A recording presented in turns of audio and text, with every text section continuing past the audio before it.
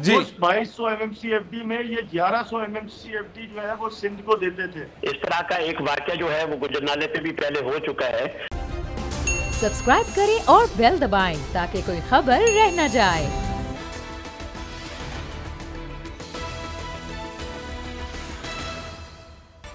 अस्सलाम वालेकुम, मैं हूं फैसल अजीज़ खान।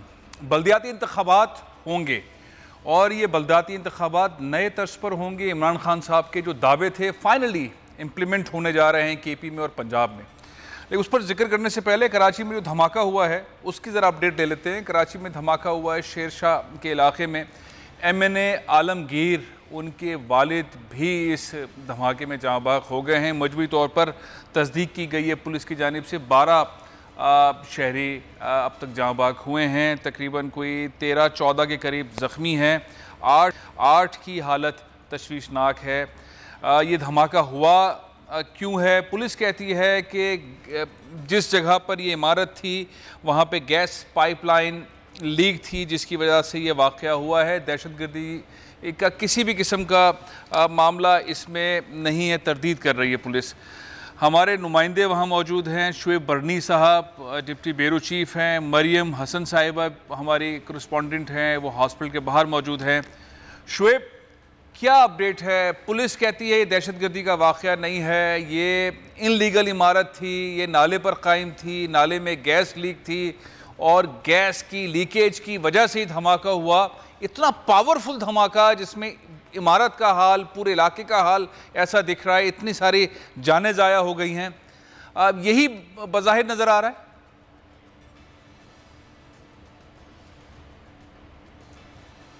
शुएब बरनी की लाइन ड्रॉप हो गई है, हम कोशिश करते हैं मरियम से भी बात करें। जो शेरशाह के अंदर धमाका हुआ है उसके बारे में कहा जा रहा है कि ये इनलीगल कंस्ट्रक्शन थी, नाले के ऊपर ये इमारत बनी हुई थी, नाले में गैस लीक थी, उस गैस की पाइपलाइन की लीकेज की वजह से ये वाक़या हुआ है। लेकिन जो मंज़र दिख रहे हैं, जो फुटेज आप देख रहे हैं कि बहुत ही ख़तरनाक सूरत हाल इस धमाके ने क्रिएट की है। पुलिस कहती है इसमें दहशतगर्दी का कोई मामला नहीं है। हॉस्पिटल में क्या सूरत हाल है? मरियम हसन हमारी करस्पॉन्डेंट वहाँ मौजूद है। मरियम, क्या देख रही हैं? हॉस्पिटल में क्या सूरत हाल है? डॉक्टर्स ने कितने अफराद के जाँ बाग होने की तस्दीक की है और कितने ज़ख्मी हैं अभी? देखिए, बिल्कुल शेरशाह धमाके के नतीजे में जो है आज जान की बाजी हार चुके हैं, जबकि 12 अफराद ही जो है इस वक्त जख्मी हैं। तमाम के तमाम जख्मी जो है काफ़ी ज़्यादा क्रिटिकल जो है बताए जाते हैं। तमाम जख्मियों के चेहरे, सर और सीने पर जो है काफ़ी ज़्यादा चोटें आई हैं जिसके सबब वो काफ़ी ज़्यादा क्रिटिकल है और तमाम इस वक्त जो है ICU में जो इलाज है, जबकि तकरीबन 10 ICU में है और 2 मरीज ऐसे हैं जो कि इस वक्त वेंटिलेटर पर उनको डाल दिया गया है। Doctor Sabir Memon, executive director trauma centre, उनका कहना यही है कि जख्मों की नौयत जो है वो इस वक्त ऐसी है कि जिसमें जो है किसी भी बारूदी मवाद का जो है निशान जो है वो नहीं मिला है।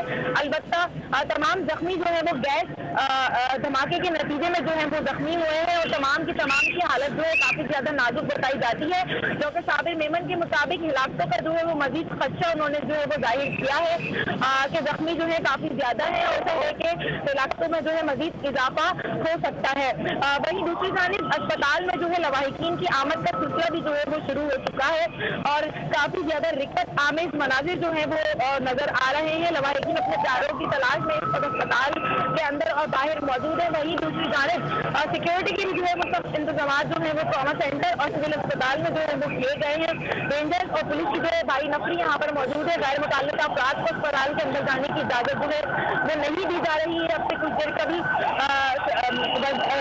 वजीर से हुकूमत नासिर हुसैन खान अभी जो है इस वक्त जो है मदीना से है। डॉक्टर अजरा पीपी है, डायरेक्टर सेहत कराची, डॉक्टर अकरम सुल्तान का हमरा जो है इस वक्त यहाँ पर अस्पताल में मौजूद है।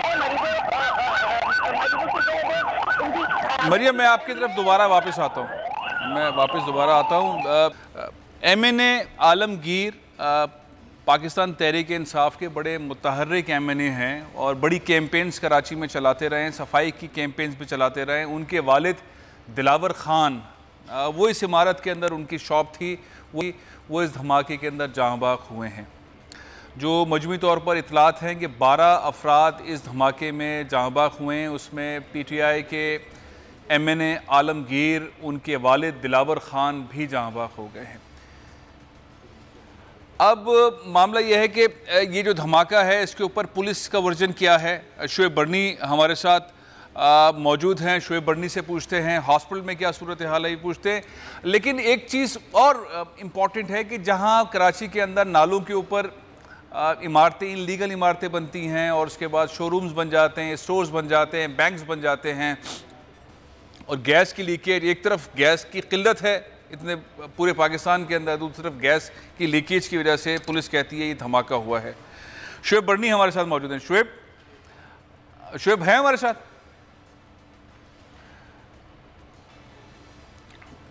कराची के ब्यूरो चीफ शाहिद जुतोई साहब इस वक्त हमारे साथ मौजूद हैं। शाहिद जुतोई साहब, ये बताइए कि क्या इस धमाके के बारे में पुलिस क्या कहती है? जो अब तक की इंफॉर्मेशन है, जो इब्तिदाई इंफॉर्मेशन है कि गैस की लीकेज की वजह से ही धमाका हुआ है, क्या अभी भी पुलिस यही बात कह रही है, कोई और शवाहिद मिले हैं इस वाक़े के पीछे? तो पुलिस का वर्जन यही है कि ये गैस का धमाका है, और लेकिन इसके साथ साथ वो ये भी कह रहे हैं कि वो मजीद तहकीकात कर रहे हैं। लेकिन एक ही वर्जन है अभी तक, जो शुरू से था वो अब तक, यानी इस लम्हे तक उनका मौक़िफ़ यही है कि ये गैस का धमाका है। और उनसे वहाँ मौजूद रिपोर्टर्स ने पूछा कि कोई दहशतगर्दी का कोई खदशा या कोई तखरीबकारी का कोई ऐसा कोई इम्कान नजर आता है, तो वहाँ पुलिस एहलकारों ने कहा कि अभी तक ऐसा कुछ नहीं। अच्छा शाहिद साहब, हम देखते हैं कराची में बड़ी बेहंगम किस्म की इमारतें बनी हुई हैं, नालों के ऊपर इमारतें बनी हुई हैं। चीफ ऑफ पाकिस्तान जनाब जस्टिस गुलजार अहमद साहब ने नाले क्लियर कराने के लिए अहकाम दिए। कुछ जगह पे बड़े बड़े नाले क्लियर हो गए हैं, गुजर नाला क्लियर हो गया है, औरंगी नाले को क्लियर किया जा रहा है। छोटे नाले शहर के अंदर बहुत सारे हैं, 300 से ज़्यादा छोटे नाले हैं। शेर शाह के इर्द गिर्द भी नाले हैं। ये जो इमारत है ये भी नाले के ऊपर कायम थी, ये इनलीगल कंस्ट्रक्शन के अंदर शुमार होती है? जी बिल्कुल लीगल कंस्ट्रक्शन ही है। आप देख रहे होंगे, फुटेजेस देख रहे होंगे, बिल्कुल एन नाले के ऊपर बनी हुई ये इमारत है। सिर्फ ये नहीं है, इसके साथ वहाँ इलाके में बहुत सारी इमारतें बनी हुई हैं और उनके नीचे नाला बह रहा है, और ये किसी भी वक्त हो सकता है। इस तरह का एक वाकया जो है वो गुजर नाले पे भी पहले हो चुका है, बड़ा धमाका हुआ है, और ये वाकयात होते रहते हैं। नालों पे बहुत सारी, एक नहीं हजारहा इमारतें बनी हुई हैं, जो तो इस तरह के हादसात का जो इम्कान है वो रद्द नहीं किया जा सकता।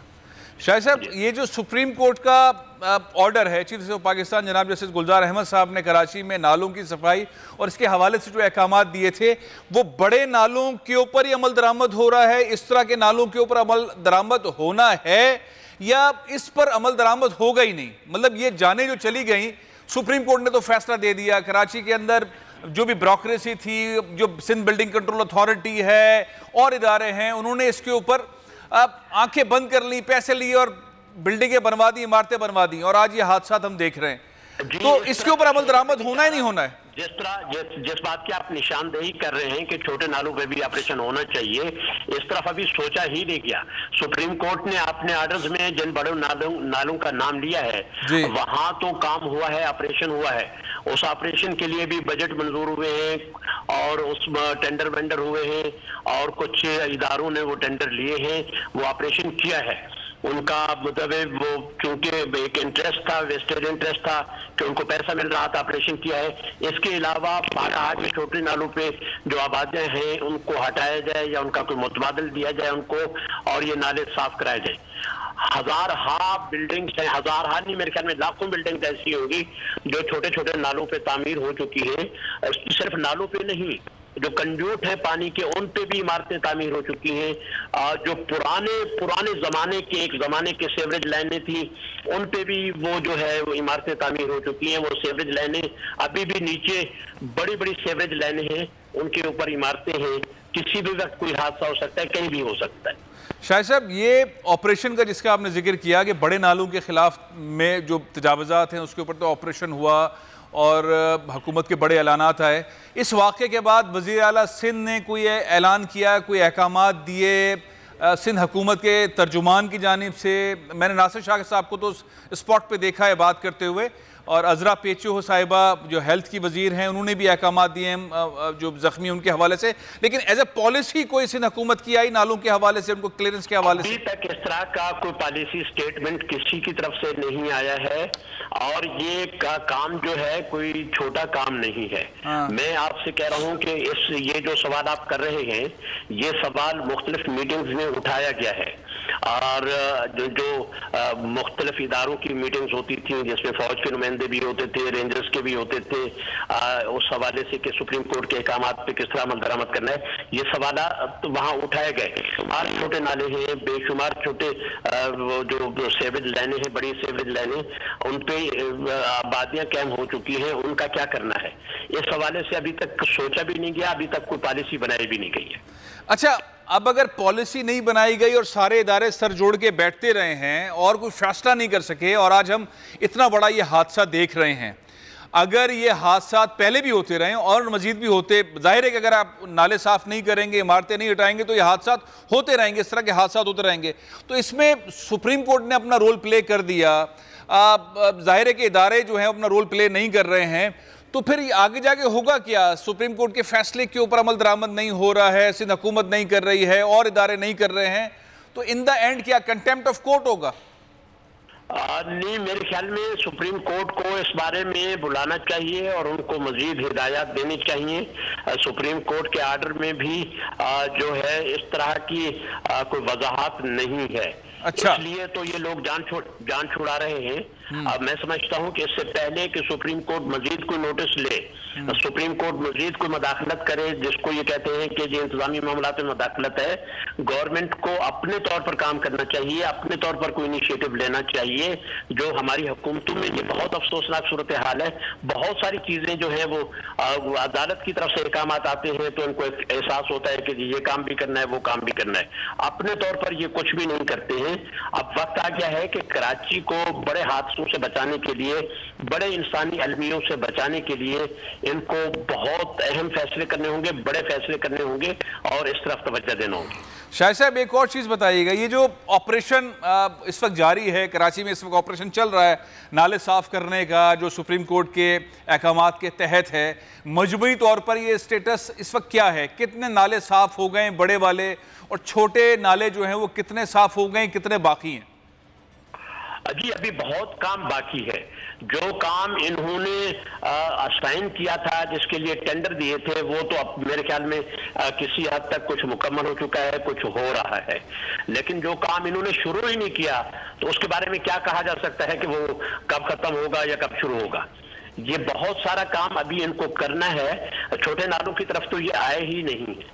बहुत सारे जो पुराने जो गुजरगाहें थी पानी की या सीवरेज की, जो पुरानी गुजरगाहें थी, वो शहर में बिल्कुल चौक हो चुकी है, बंद हो चुकी है। आप देखते हैं कि बारिशों में वो सारे जो गुजरगाहें हैं वहां से पानी आता है और आबादियां डूब जाती हैं। ये कोई मामूली मसला नहीं है। कराची जो है अब मैनेजेबल नहीं रहा है, इसको मैनेजेबल बनाने के लिए बड़े अहम फैसले करने होंगे। कराची को दोबारा एक लिविंग सिटी बनाने के लिए, लिवेबल सिटी बनाने के लिए बहुत बहुत शुक्रिया शाहिद जुदैर साहब, बहुत बहुत शुक्रिया। अब नालों की सफाई का मामला चान के अहकामात के तहत हो रहा है, नालों के ऊपर तजावीज़ात बनी हुई हैं, वहाँ पे गैस लीक का वाक़या हुआ और ये एक बहुत बड़ा धमाका गैस लीकेज की वजह से हुआ। मेरी कोशिश है कि सलमान अहमद सिद्दीकी साहब जो स्पोक पर्सन है SSGC के, उनसे भी बात की जाए। और ये जो धमाका हुआ है उसके अंदर जो जानें ज़ाया हुई हैं, जो लोग जहाँ बाग हुए, उसमें MNA आलमगीर साहब जो PTI के MNA हैं, उनके वालिद दिलावर ख़ान जहाँ बाग हो गए। उनका शोरूम था इसी इमारत के गिर्द जहाँ पर ये धमाका हुआ है। अब अगर यही सूरत हाल रहती है कि अगर तजावुज़ात ख़त्म नहीं होती और नालों के ऊपर तजावुज़ात कायम होती रहती हैं, हुकूमत कोशिश करती है सुप्रीम कोर्ट के फैसलों के तहत, अगर ये फुटेज देखा जाए तो ये ऑपरेशन करना इतना आसान भी नहीं है, क्योंकि ये सालों साल से इस तरह की कंस्ट्रक्शंस होती रही हैं, लीगल जगहों के ऊपर कंस्ट्रक्शंस होती रही हैं, तामीरात होती रही हैं, सिंध बिल्डिंग कंट्रोल अथॉरिटी देते रहे हैं। अब हकीकत पूछते हैं, पुलिस कहती है कि यह हादसा इसलिए हुआ है कि गैस लीकेज है। सलमान अहमद सिद्दीकी साहब जो तर्जुमान हैं SSGC के, वो इस वक्त मेरे साथ मौजूद है। अस्सलाम वालेकुम सलमान साहब। पुलिस कहती है कि ये जो हादसा हुआ है, धमाका हुआ है, गैस लीकेज की वजह से हुआ है। क्या आपके पास ऐसी कोई इंफॉर्मेशन है? देखिए जी, मैं बताना चाहता हूँ आपके तवज्जो से और भी सारे चैनल्स भी और पब्लिक तक ये पैगाम पहुंचा जाए। ये हमारी इब्तदाई टीम फौरन पहुंच गई थी वहाँ पे। उन्होंने अपनी इन्वेस्टिगेशन की है। हमारी नियरेस्ट कोई गैस पाइपलाइन अव्वल तो वहाँ है नहीं। अच्छा। दूसरी, अगर खुदा ना खास्ता कभी सुई सदर्न गैस की पाइपलाइन में एक्सप्लोजन होता है तो फिर यहाँ पे स्मेल भी होती है गैस की और फायर भी कैच करती है। तो ये इतने स्ट्रॉन्ग एलिमेंट्स हैं जो कि इंडिकेट करते हैं कि इसमें गैस, नेचुरल गैस का एक्सप्लोजन कोई नहीं है पाइपलाइन का। हाँ, और जो गैस बॉम्ब डिस्पोजल यूनिट है उनके क्लियर मीडिया शेयर कर रहे हैं। इसमें क्लियरली उन्होंने आइडेंटिफाई किया है कि जो नालों में जो गैस भरती है और ये जो दबाव की वजह से उसमें ब्लास्ट होता है, उसकी वजह से ये ब्लास्ट हुआ है। यानी कि आपकी कोई पाइपलाइन इस एरिया के अंदर नहीं है। सुई सदरन गैस जो है वो यहाँ पर कोई सप्लाई नहीं करती, इस इलाके के अंदर कोई दूर दूर तक लाइन गैस पाइपलाइन नहीं है। नहीं, ऐसा नहीं होता, बिल्कुल नेटवर्क होता है हमारा, लेकिन जो स्पॉट है उसके ऊपर कोई भी नहीं है, उसके नियरेस्ट भी कोई नहीं है। बिकॉज ये यूजली आप देख रहे हैं कमर्शियल एक यूनिट है। जो कमर्शियल यूनिट्स होते हैं उनमें यूजली इस तरह से गैस पाइपलाइन नहीं होती, रेजिडेंशियल में होती है या जहाँ पे होटल वगैरह होते हैं वहाँ होती है। अच्छा, तो ये जो गैस है, जो पुलिस कह रही है कि ये धमाका गैस की लीकेज की वजह से हुआ है, तो ये कौन सी गैस है जिससे? जी, मैं आपको बताया कि सीवरेज लाइन के अंदर गैस बनती है। देखिए वो उसका हमारी नेचुरल गैस से कोई ताल्लुक नहीं होता। वो प्रेशर के जहाँ सीवरेज लाइंस होती हैं वहाँ गैस में बबल्स होते हैं और उसके अंदर धमाके होते हैं। और ये कॉमन चीज है, पहली दफा नहीं हुआ, बट इसके अंदर इन्वॉल्व पाइपलाइन का कोई नहीं होता। और जैसे मैंने आपको कहा कि हमारे नियरेस्ट कोई है नहीं हुआ पाइपलाइन। हाँ। सलमान साहब, मैं आप एक न्यूज ब्रेक ले रहा हूँ, उसके बाद फिर मैं आपसे एक और गैस के मामले पर बात करूंगा। लेकिन नई डेवलपमेंट ये, सुई सदर्न गैस की कोई पाइपलाइन इस हादसे की जगह से नहीं गुजर रही थी। यानी कि सुई सदर्न गैस पाइपलाइन की लीकेज की वजह से धमाका नहीं हुआ। जो धमाका हुआ है वो उस नाले के अंदर जो गंदगी, नाले साफ ना होने की वजह से जो गैस बनी है उससे धमाका हुआ है। तो वो इस लेवल की गैस थी, यानी कि इसकी जिम्मेदारी भी फिर गवर्नमेंट पर आयद होती है, नाले साफ ना करने की वजह से। आगे भी इस पर तहकीकात करते हैं, बात करते हैं, लेकिन फिलहाल न्यूज़ ब्रेक ले रहा हूँ।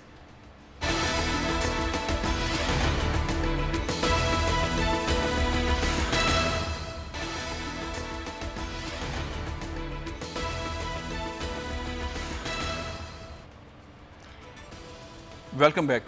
कराची में अफसोसनाक वाक़या हुआ है, दहशतगर्दी का वाक़या है या गैस लीकेज का वाक़या है, कुछ पता नहीं चल रहा। पुलिस कह रही है कि ये दहशतगर्दी का वाक़या नहीं है, ये गैस लीकेज है।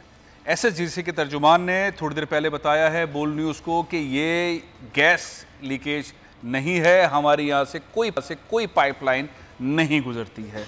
अब मामला है क्या, पुलिस किन शवाहिद के ऊपर ये बात कह रही है? सलमान सलीम हमारे क्राइम रिपोर्टर इस वक्त स्पॉट पे मौजूद हैं। सलमान, आपको मेरी आवाज़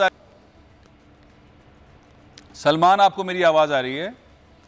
सलमान को शायद मेरी आवाज़ नहीं पहुंच रही है। इस दहशतगर्दी का वाक़या है या ये हादसा है, गैस लीकेज का मामला है, इसमें क्लियरिटी की इस वक्त ज़रूरत है। ये वाक़या जो हुआ है इसके अंदर अब तक 12 लोग जहाँ बहक हो गए हैं।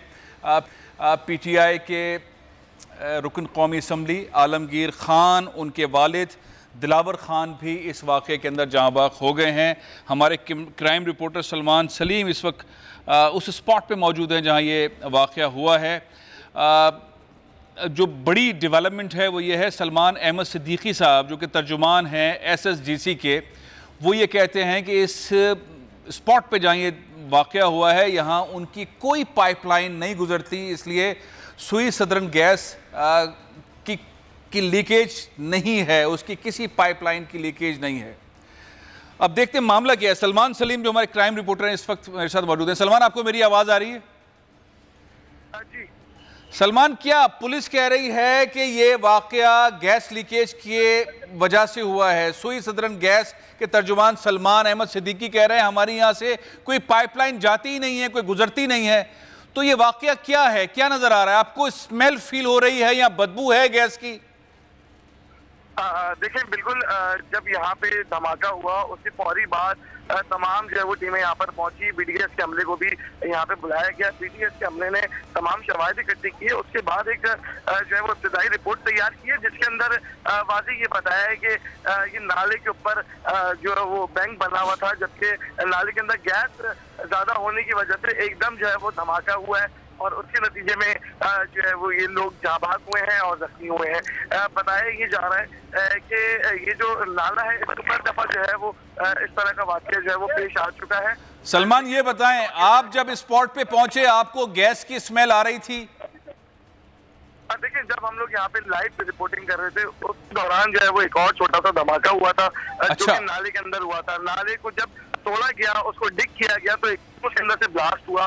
ये हम लोग उस वक्त लाइव रिपोर्टिंग कर रहे थे और हमारे सामने जो है ये वाकया पेश आया है। गैस की जो है वो फिलहाल कोई स्मेल यहाँ पर गैस की कोई स्मेल नहीं है। बहुत बहुत शुक्रिया सलमान, बहुत बहुत शुक्रिया। गैस की कोई स्मेल नहीं है। सुई सदरन गैस के तर्जुमान सलमान अहमद सिद्दीकी साहब इस वक्त मेरे साथ मौजूद हैं।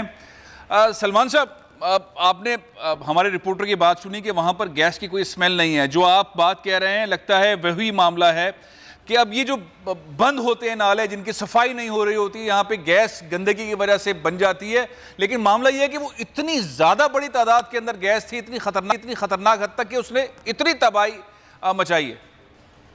ये देखिए, बेसिकली ये आप जो आपकी रिपोर्टर ने भी कंफर्म की ये बात जी, लेकिन ये जो ब्लास्ट हुआ है गैस की वजह से जो कि ज़ेरे जमीन नालों के अंदर है, तो ये सिविल अथॉरिटीज होती है, they have to take care of these things. और हमारा डेफिनेटली ये डोमेन नहीं है, आपका डोमेन नहीं है। लेकिन इल्जाम असल में आप पे आ गया था, अच्छा वो क्लियर हुआ। लेकिन एक और इल्जाम आपके ऊपर है, वो तो मैं आयद कर सकता हूं कि इंडस्ट्री बहुत बुरी तरह मुतासिर हो रही है, लोग बहुत परेशान हैं, आप गैस प्रोवाइड नहीं कर रहे हैं। मेरे साथ नकाटी के इस वक्त प्रेसिडेंट फैसल मुईत इस वक्त मेरे साथ मौजूद हैं। फैसल मुईत साहब, अस्सलाम वालेकुम। आपको मेरी आवाज आ रही है? आपकी इंडस्ट्री चल रही है, गैस मिल रही है, गैस किस हद तक आपको मिल रही है? वालेकुम सलाम फैसल भाई। जनाब, सबसे पहले तो मैं कंडोलेंस करूंगा उन लोगों से कि आज जो धमाका हुआ है उस धमाके की वजह से जो इंसानी जानों का नुकसान हुआ है उसके कंडोलेंस करूंगा। दूसरा, मैं आपकी काफी देर से बात सुन रहा था, ये SSGC वाले क्लेम कर रहे हैं कि कोई हमारी लीकेज नहीं है और आपके रिपोर्टर ने बताया, और जो पुलिस क्लेम कर रही है, जो ये तो शवायद बाद में आएंगे। लेकिन अभी सबसे बड़ा मसला ये है कि ये हर महीने जो इस वक्त प्रोडक्शन है सिंध की 2200 MMCFD जी, उस 2200 MMCFD में ये 1100 MMCFD जो है वो सिंध को देते थे। बाकी जो भी गैस की ये शो करते थे कि 300 MMCFD UFG है हमारा, और उसके अलावा जो भी गैस थी वो SNGPL ले जाता था। मसला ये है कि लीकेजेस की 12 कंप्लेंट्स इंडस्ट्रियल जोन से भी इनके पास जाती रही। इस वक्त गैस देने को नहीं है इनको, और UFG लॉसेस जो है उनके उस जगह पे खड़े हुए, इनका इंफ्रास्ट्रक्चर ही सही नहीं है।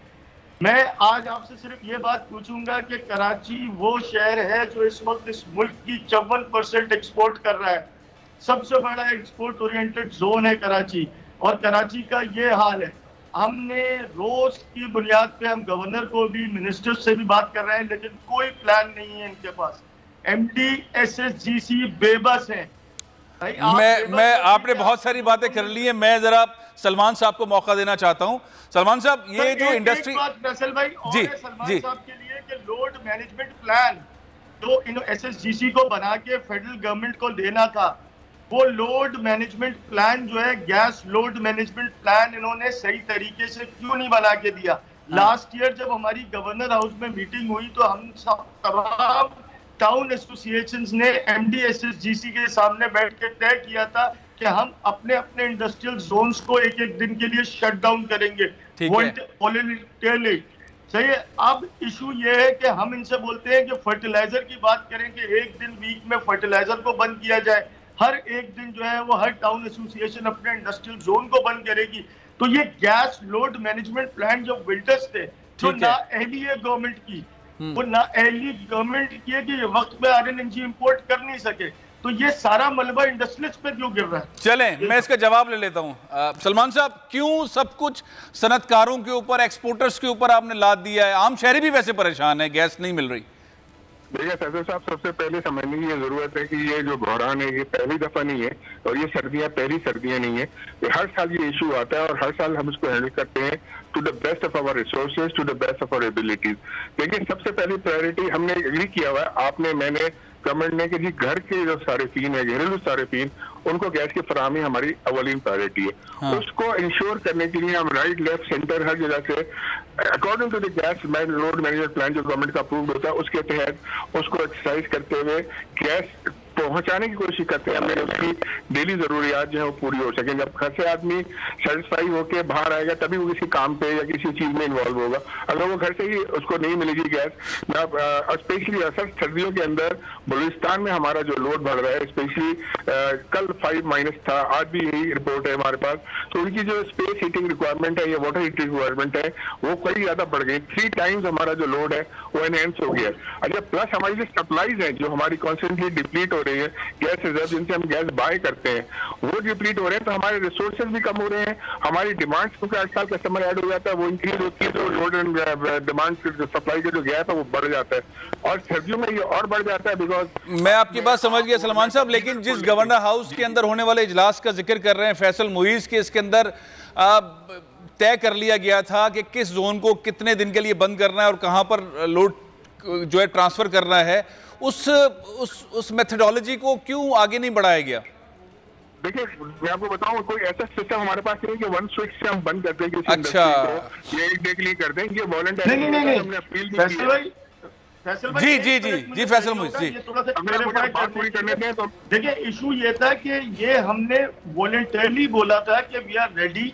नहीं, वो तो उन्होंने बात ही खत्म कर दी ना। आपके रेडी होने से फर्क ही नहीं पड़ रहा ना। उन्होंने कहा मेरे पास तो कोई स्विच नहीं है ना, इस इलाके को बंद कर दे, इसको ऑन कर दे, हमारे पास तो एक ऑन और ऑफ है। पिछले साल, हाँ नहीं सर, पिछले साल इन्होंने हमसे बैठ के तय किया था, हम 7 रुपए 35 पैसे पर यूनिट बिजली लेते, वो गैस लेते थे।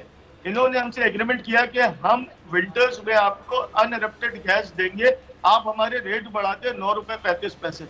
तो ये नाअहली इनकी है ना सर, कि इन्होंने वक्त पे RLNG इंपोर्ट नहीं की, हम तो इनके मुंह मांगे पैसे दे वो चले, वो अलग मामला है, उसमें गलती हो गई। लेकिन अभी जो मौजू है वो तो उन्होंने बड़ा सिंपल समझा दिया सलमान साहब ने, जो मैं समझाऊं कि अगर आपकी लोड मैनेजमेंट वाला मामला है, उस पॉइंट के ऊपर एड्रेस करना चाहें तो इनके पास कोई ऐसा मैकेनिज्म नहीं है कि किस इलाके के अंदर बंद करना है और कहां पे ऑन करना है, तो वो इस वक्त फौरन हो भी नहीं सकता।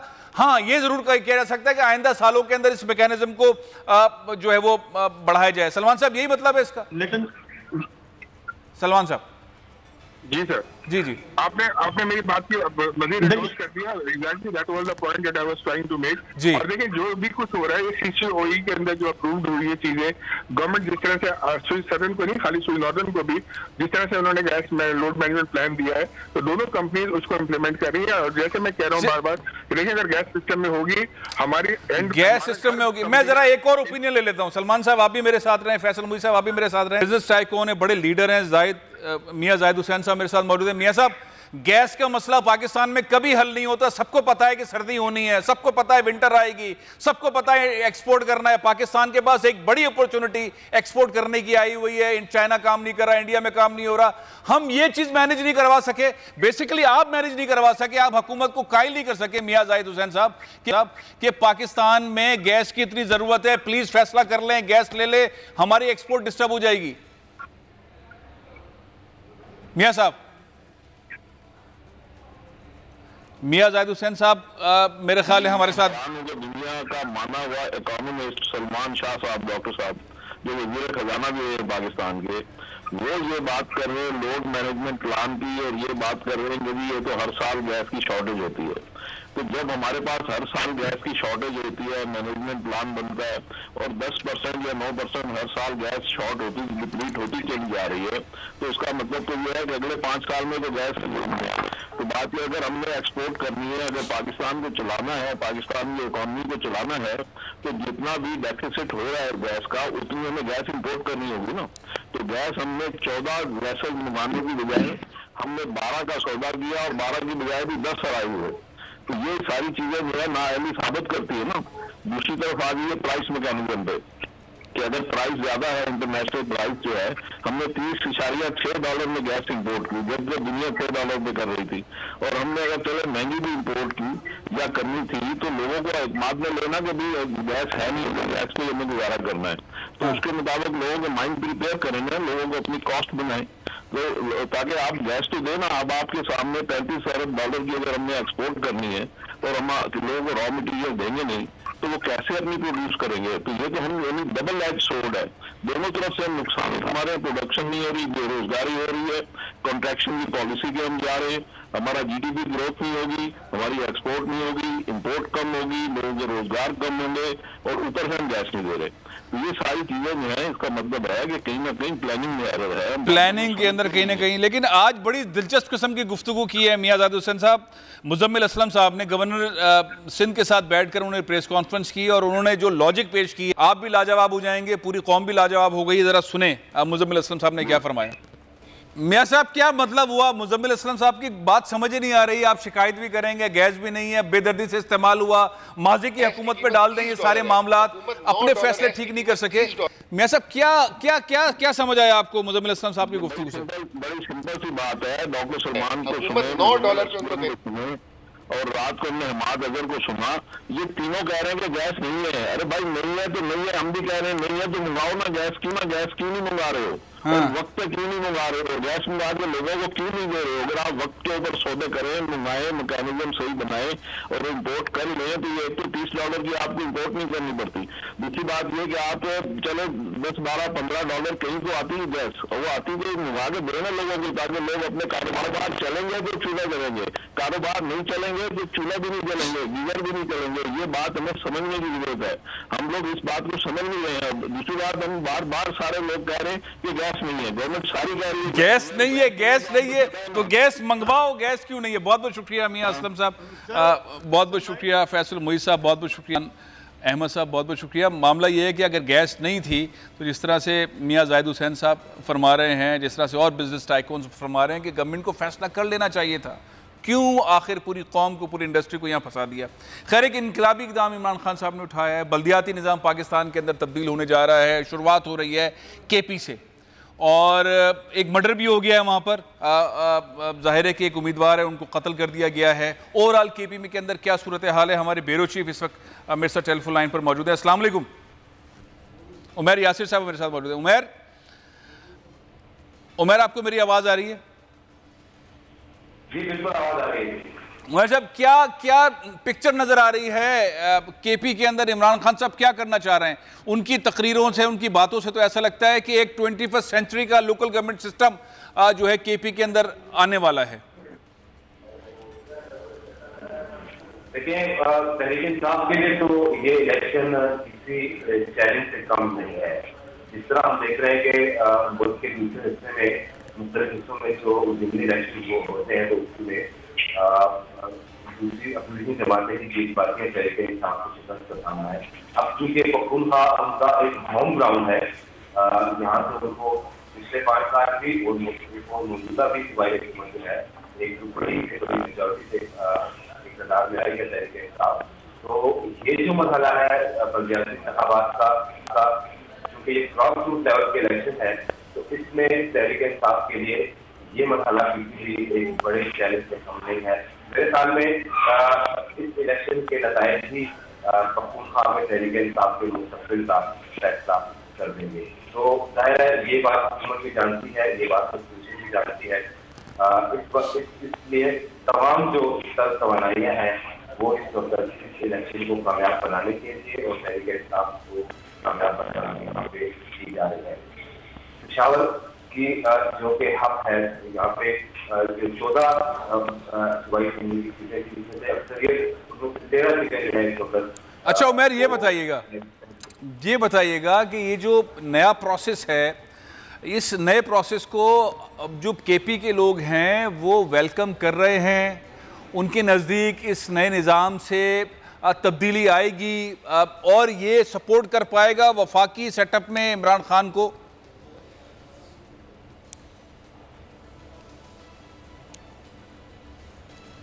देखिए, जहाँ तक आवाम की बात है तो मुझे नहीं लगता कि आवाम इस उम्मीद पे हैं कि इस निज़ाम के ज़रिए या इसके ज़रिए कोई तब्दीली आ जाएगी, क्योंकि जब तब्दीली के सबसे बड़े अलंबरदार ही तब्दीली नहीं ला सके तो अब आवाम में शायद वो पहले जैसी वो तक़व्वात नहीं है। लेकिन इसके बावजूद एक आवाम की एक तबका उसको ये भी समझता है कि चूँकि निचले लेवल पे इख्तियारात की मुंतकिली है तो उसमें गली महल्ले के जो मसाइल आते हैं उनको काफ़ी हद तक हल करने में उन्हें मदद मिल सकती है। तो ये दोनों किस्म की राय आवाम में पाई जाती है, क्योंकि कौंसलर तक आम आदमी की जो एक्सेस है वो मुमकिन होती है। इसमें वही जो इस बल्दियाती नुमाइंदे जो इस कामयाबी हासिल करते हैं तो लोग उनको बराह रास्त जाके अपने मसाइल से आगाह करते हैं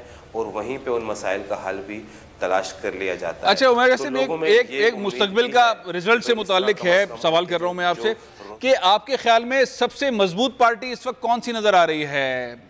क्या पीटीआई ज़्यादा अजला के अंदर अपनी हुकूमत बना लेगी या एएनपी बनाएगी, या कौन सी ऐसी ग्रिप जिसकी मजबूत नज़र आ रही है सियासी जमात की?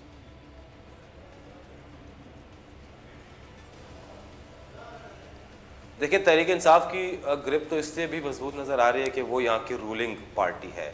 लेकिन अब अवाम क्या करते हैं, तहरीक इंसाफ के जहन में तो ये है कि हम चूँकि इतना कुछ कर रहे हैं तो आवाम हमें कामयाब कराए। दूसरी जानिब जो मुख्तलिफ जो आपने कहा कि कौन सी जमात, तो मुख्तलिफ इलाकों में मुख्तलिफ सूरत हाल सामने आ रही है। जैसे हम जैसे हम अगर पेशावर की बात करें तो यहाँ पे एक जो सिटी मेयर की तहसील है, यहाँ पे JUI में, पीपल्स पार्टी में और तहरीक इंसाफ में कांटे का मुकाबला है। अगर हमने करक की बात करनी है, ज़िला करक की 3 तहसीलों की बात करनी है, तो वहाँ पर भी यही सिचुएशन है कि वहाँ पे कहीं पे अवामी नेशनल पार्टी किसी दौड़ में आगे है, कहीं पे JUI फे आगे है, कहीं पे तहरीक इंसाफ को एक एज हासिल है। तो अब हतमी तौर पे तो ये नहीं कहा जा सकता कि कौन सी जमात कामयाब होगी, लेकिन जाहिर है कि हुक्मरान जमात को अपर हैंड होगा। उमर यासिर, बहुत बहुत शुक्रिया। लेकिन ये बहुत खुशाइन बात है कि लोकल गवर्नमेंट इंतखाबात का सिलसिला शुरू हुआ है। सिंध के अंदर एक बड़ा फसाद सा है, एक्ट मंजूर हुआ है, लेकिन उसके ऊपर बड़ी पैमाने के ऊपर हम एहतजाज देख रहे हैं। कल जमात इस्लामी कराची में एक बड़ा एहतजाज करेगी, PTI ने एहतजाज का ऐलान किया है, MQM एहतजाज कर रही है, पाकिस्तान पीपल्स पार्टी समझती है कि एक्ट उसने ठीक किया है और ये एक नया जो बिल है वो सिंध के अवाम को एक नई तब्दीली देगा। बहरहाल देखते हैं क्या सूरत हाल बनती है। आज का प्रोग्राम यहाँ तक, इंशाअल्लाह कल फिर हाजिर होऊंगा। इजाज़त दीजिए। पाकिस्तान जिंदाबाद।